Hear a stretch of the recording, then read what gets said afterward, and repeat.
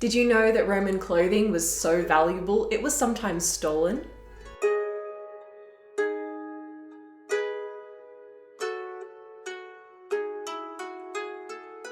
Hello and welcome to World History Encyclopedia. My name is Kelly and today's video is all about Roman clothing, and it was a lot more than just togas. Don't forget, the easiest way to support us is by giving this video a thumbs up, subscribing to our channel, and hitting that bell icon for notifications so you don't miss out on any new uploads. World History Encyclopedia is a non-profit organisation and you can find us on Patreon, a brilliant site where you can support our work and receive exclusive benefits in return. Your support helps us create videos twice a week, so make sure to check it out via the pop-up in the top corner of the screen or via the Patreon link down below.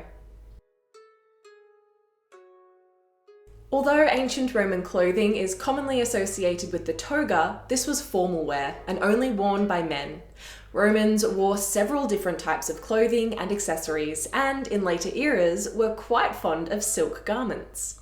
Just like today, a Roman man or woman might wear casual clothing around the house and more formal dress in public or at their job. Different professions had their own kind of uniform that identified the wearer as senator, soldier, priest, or whatever their profession may be. Clothing was also used to separate the men from the boys, the unmarried from married women, and the upper class from the common people. There was no special clothing for slaves, however, because there were so many of them.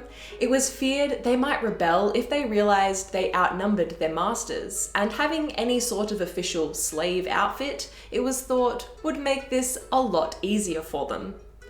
Slaves wore whatever their masters allowed, and in some cases, nothing at all, or only a loincloth. For free Roman citizens, however, clothing was extremely important as it announced one's social standing. The most common article of men's clothing was the tunic. This was a rectangular piece of cloth, usually white, sewn up the sides with openings for the arms and head, that fell to the knees and were usually belted at the waist. They were made of wool or linen, and the more expensive were manufactured with sleeves. A Roman male would begin to dress by putting on a loincloth, known as a subligaculum or subligaria, and then slipping on a tunic.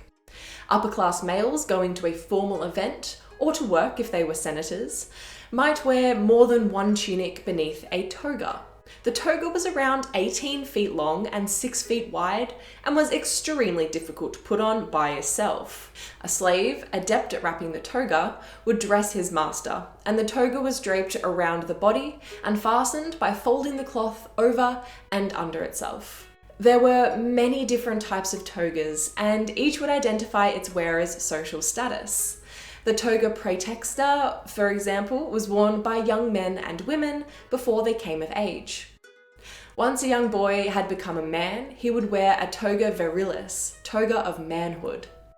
If you were a mourner in ancient Rome, you'd have worn a toga pulla, dark toga, the equivalent of funerary dress today. Men running for public office wore a toga candida, bright toga, which was always a much brighter white than other kinds. Among the most famous togas was the toga picta, painted toga, dyed purple and worn by the emperors of Rome. The toga picta was often ornamented with gold thread.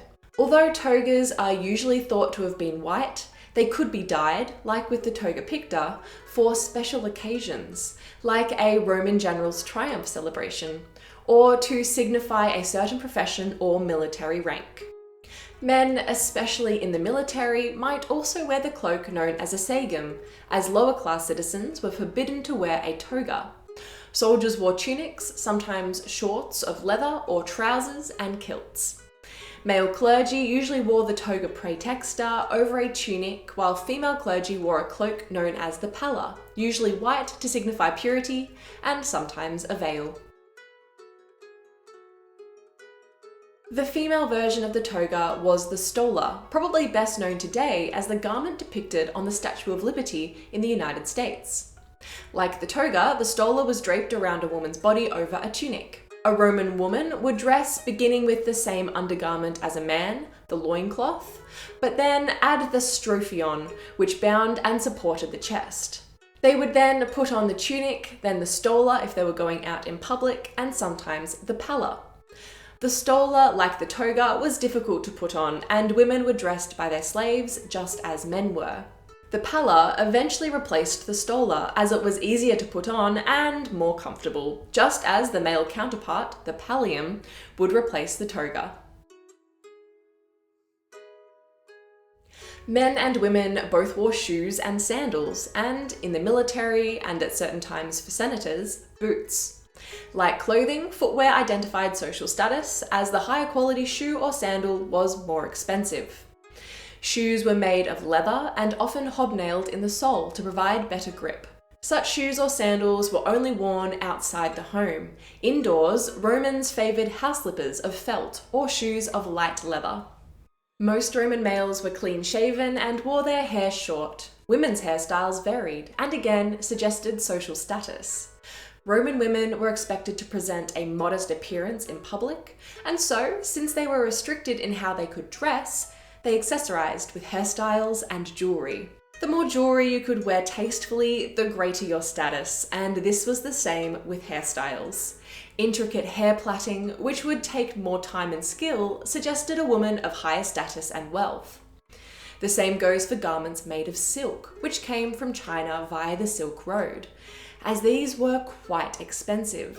The cost was no deterrent to the upper classes though, and several Roman writers complained of the immodesty of those who wore sheer silk clothing that left nothing to the imagination of onlookers. Most clothing was made of wool spun by women, and actually the manufacture of clothing was considered women's work for the most part. Women were expected to spin wool as part of their domestic duties, and generally speaking, every daughter was raised learning this skill. Professional cloth manufacturers hired women as weavers to make off-the-rack clothing for cheap purchase, or more elaborate pieces for the upper class.